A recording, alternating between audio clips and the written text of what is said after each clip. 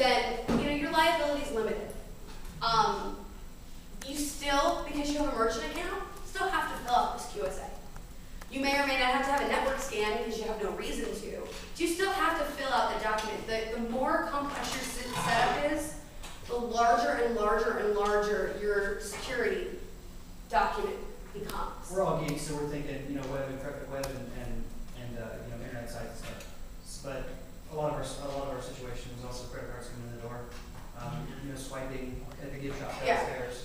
I'm thinking more like, look, you have Drupal Uber cards set up for someone who just wants to take orders online, this florist or whatever. What do you do? Here's what you say either go PayPal. Here's what our processor, our credit card processor. We have one organization in our building that uses authorized.net, and we use IATS. Both of them charge us a $20 a month PCI compliance fee. In that PCI compliance fee, it gives you access to very minimal, like they'll do your network scans for you if you have to have them, and that kind of stuff. But you don't get on-hand support. Yeah, if you have to have them. But keep in mind that flower shop has to consider PCI security for people walking in the door. Oh yeah, I'm looking at like we're the Drupal or we're the web developer. Right. That's their liability. I don't think they're coming to us. Right. But it's sites. right. Were you gonna set that PayPal like thing through authorized.net? We usually we'll just you're asking if we use For the third party, you stick your credit card number right and go there.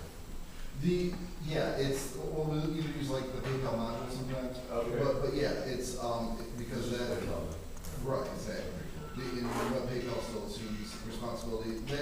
The other thing is that and this goes with what you're saying with GPL, that once you hand that site off to the client, because it's GPL, you're not leasing the site or the software to them, it becomes their liability. So, and that's not to say that you wash your hands clean as a developer, but to maintain, professionalism in your firm, you really want to go over all of that with them as they take control of the, unless you're hosting the forum, of course, but as they take control of the site, you definitely want to explain to them that as you were saying, that it's up to them to maintain compliance. Well, if it's Drupal, so you kind of, if you really want to make that extra revenue and keep the site maintained, unless you train them to do that, you're going to be somewhat responsible to maintain it.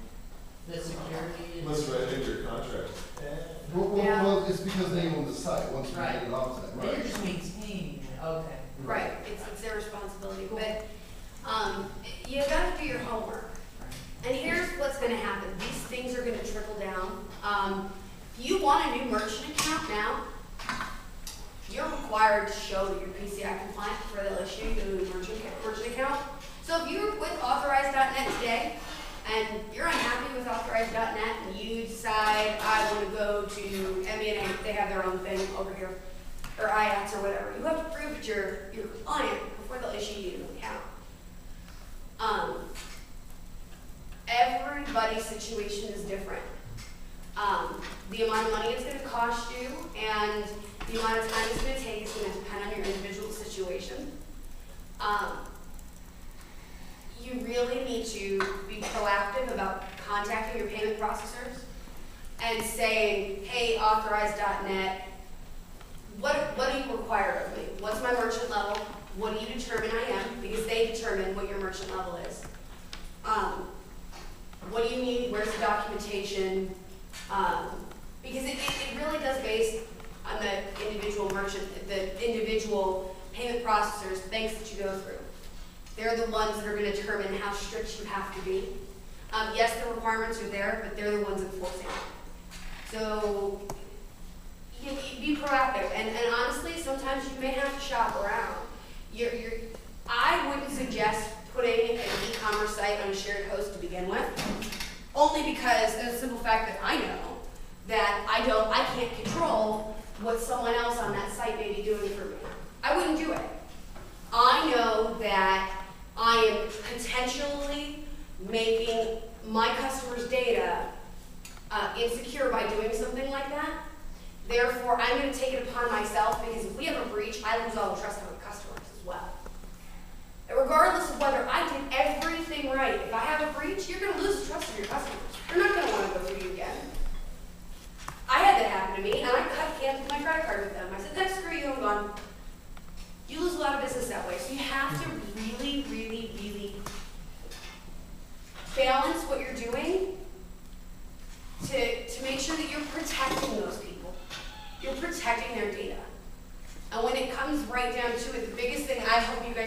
have from this session is that it's complicated, and it's not, there are no government regulations on this. And honestly, there's no, the payment card industry, they're doing what they want to do. They can charge them fines. Yeah, So we need to come up with a really easy way to have people mail checks to us. yeah. Is Yes. there any of the payments, whoever they are, that don't require the PCI compliance to offer? No, those accounts? it's Visa. Visa, MasterCard, Discover, and American Express says that they will not do business with any payment processor that does not enforce their clients to use these. So the payment processors have to go under the same compliance as well. They banded together as we are the big guys, we have, we determine credit cards. We won't do business with you. If you won't do this, we won't do business with you. Okay, so it sounds like a possible solution for like the smaller shops you guys are talking about. I go through Plug and Pay. I don't know if anyone's ever heard of that, but I'm sure they're a lot like Authorize.net. And so they do have a way to redirect your client to a form on their server that collects the information, and then you just tell it where to redirect back to on success, where to redirect it back to on failure. So you could do it that way, because it sounds to me, then that way you're not technically taking the credit card information on your site or your server. Right. And so you could do it, and that way it would be PCI compliant. You could skip a lot of this stuff. A lot of to it, be honest- yeah. to be honest with you. And that's really what it comes Is there down an Uber cart module for that? Is there an Uber cart module for that already? There is a plug and pay Yeah. module for it, but I'm not sure. Yeah, like this UC underscore something or something like that, yeah, I'm not. Yeah, I know that there's third-party modules that we use for Uber card, because everybody uses Uber card, for now anyway, so, there's several companies out there that do that, so there's. And you have options. I mean, if you go through Authorize.net, Authorize.net does have something very similar